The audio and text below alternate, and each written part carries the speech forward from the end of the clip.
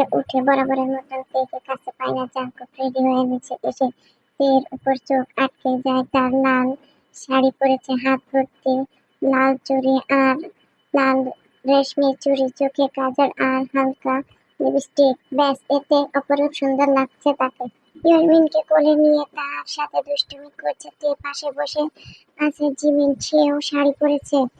জিনও বেশ পরিপাটি। সবাই এত সেজে গুজে আছে কেন? বাড়িতে কি আজকে কেউ আসবে?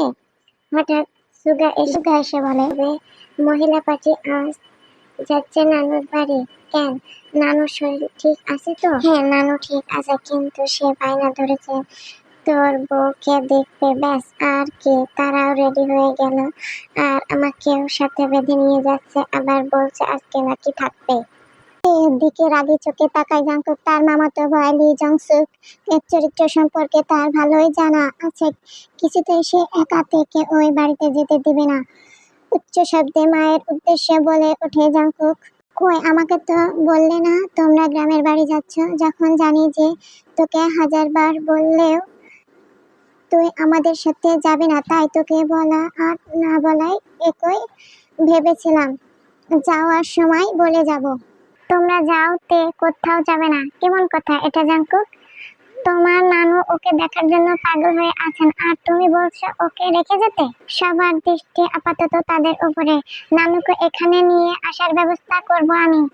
পাগলের মতো কথা বলো না। এই বয়সে এত দূরে কি করে আসবেন তিনি? তুমি ভালো করেই জানো হাঁটুর ব্যথায় তিনি একা হাঁটতে পারেন না। মায়ের মুখের উপর আর কিছু বলতে পারল না জাঙ্কুক। তের দিকে দৃষ্টি যায় তার। রুমে আয়, কথা আছে। দ্রুত পায়ে উপরে চলে যায় জাঙ্কুক। জিনের দিকে ভীতু নয়নে তাকায় তে। উপরে যা, দেখ ও কি বলে। ধীর পায়ে উপরে চলে যায় তে। রুমে ঢুকে দেখে জাঙ্কুক জানালার দিকে তাকিয়ে আছে। দৃষ্টি তার বাইরে। তের উপস্থিতি টের পেয়ে তার দিকে ঘুরে দাঁড়ায়। প্রচন্ড রেগে ছিল জাঙ্কুক। মা না হয় তাকে জানায়নি, কিন্তু তে এর তো উচিত ছিল তাকে জানানো। তা না করে শাড়ি পরে রেডি হয়ে ঘুরে বেড়াচ্ছে। কিন্তু তের দিকে তাকে ধমক দিতে পারল না সে। পারবে কি করে? এই যে তে ভীতু চোখ মুখে দাঁড়িয়ে আছে।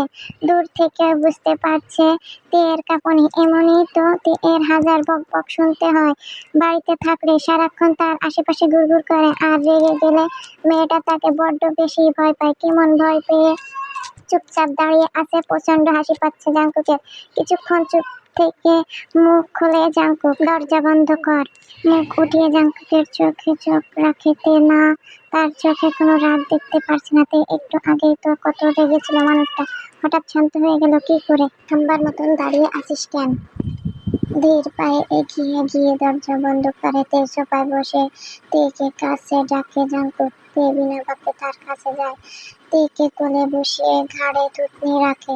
জাঙ্কুকের দাড়ির খোঁচায় শরীর শিউরে ওঠে তে এর। কোথায় যাবি? ধীর কণ্ঠে শুধায় জাঙ্কুক। নানু যেতে বলেছেন। আমাকে জানিয়েছিস? তার পারমিশনে শাড়ি পরে এইভাবে ঘুরে বেড়াচ্ছিস? ভয় বেড়ে যায় তে এর। তুই আমাকে ভয় পাচ্ছিস কেন? আমি বকেছি তোকে নাকি মেরেছি? না, সূর্য মাথা নাড়াতে উত্তর কিন্তু এখনো পাইনি আমি। আসলে মা আমাকে কালকে জানিয়েছেন। মা বলেছেন আপনিও বাসায় যাওয়া পছন্দ করেন না। আমি ভেবেছি আপনি আমাকে যেতে দিবেন না, তাই ভয়ে বলিনি। যেতে চাস? ফিরবি কখন? মা বলেছে আজকে থেকে কালকে ফিরবেন। আমি ঘুমাবো কি করে? তোকে বুকে না নিলে ঘুম আসে না আমার। তের নত মাথা আরো একটু নত করে। একদিনই তো, আর আপনাকে ছাড়া আমারও ভালো লাগে না। কিন্তু নানু এতবার বলছেন। কে সাজিয়ে দিয়ে? ভাবি, সুন্দর লাগছে। লজ্জা মুখ লাল আভা ভেসে ওঠে তে এর। শাড়ি খোল। জাঙ্কুকের কথা কানে যেতে চমকে তৎক্ষণাৎ জাঙ্কুকের দিকে তাকায় সে। কি? এইভাবে তাকানোর কিচ্ছু নেই। শাড়ি খুলতে বলেছি, শাড়ি পরে যেতে পারবি না? কেন? নতুন বউরা শাড়ি পরেই থাকে, আর ভাবিও তো শাড়ি পরেছে। পরুক, তুই পরবি না? প্লিজ এমন করবেন না, মা অনেক শখ করে আমায় শাড়ি পরিয়ে দিয়েছে। শাড়ি খুলে ফেলেছি দেখলে কষ্ট পাবে, কিছুক্ষণ ভাবে জাঙ্কুক। ঠিক আছে, তবে শরীরের কোনো অংশ যদি দেখা যায়, তোর খবর আছে। আমার সম্পদে কারোর কুনজর আমি সহ্য করব না। তেকে কোল থেকে নামিয়ে দেয় জাঙ্কুক। নিচে যা, আমি রেডি হয়ে আসছি। খুশিতে চকচক করে উঠে তে এর মুখ উৎফুল্ল কণ্ঠে জিজ্ঞেস করে, আপনি যাবেন আমাদের সাথে? হ্যাঁ। জাঙ্কুক চলে যেতে নিলে তে পিছন থেকে তার শার্ট আঁকড়ে ধরে ঘুরে দাঁড়ায়। জাঙ্কুক কি? কিছু না ভুলে জাঙ্কুককে জড়িয়ে ধরে তে। আমি অনেক খুশি। জাঙ্কুক মুচকি হেসে জড়িয়ে ধরে, মাথায় অধর ছোঁয়ায় তের সাথে ম্যাচিং করে সেও লাল পাঞ্জাবি পরে বের হয়। জাঙ্কুক তাকে দেখে তে এর খুশি কয়েক গুণ বেড়ে যায়। তে জাঙ্কুকের মনোযোগ পাওয়ার জন্য বারবার হাত নাড়াচ্ছে, ফলে চুড়ির ঝনঝন আওয়াজ সৃষ্টি হচ্ছে। তবুও জাঙ্কুক তাকাচ্ছে না তার দিকে। রেডি হওয়ায় ব্যস্ত সে। আমি চুড়ি পরেছি, আপনি দেখছেন না কেন? তের আড়ালে হাসে। দেখেছি। আনরোম্যান্টিক একটা বিড়বিড় করে বলে তে। রোম্যান্টিক হলে তখন তো সামলাতে পারিস না, তার অজস্র প্রমাণ আছে আমার পিঠে।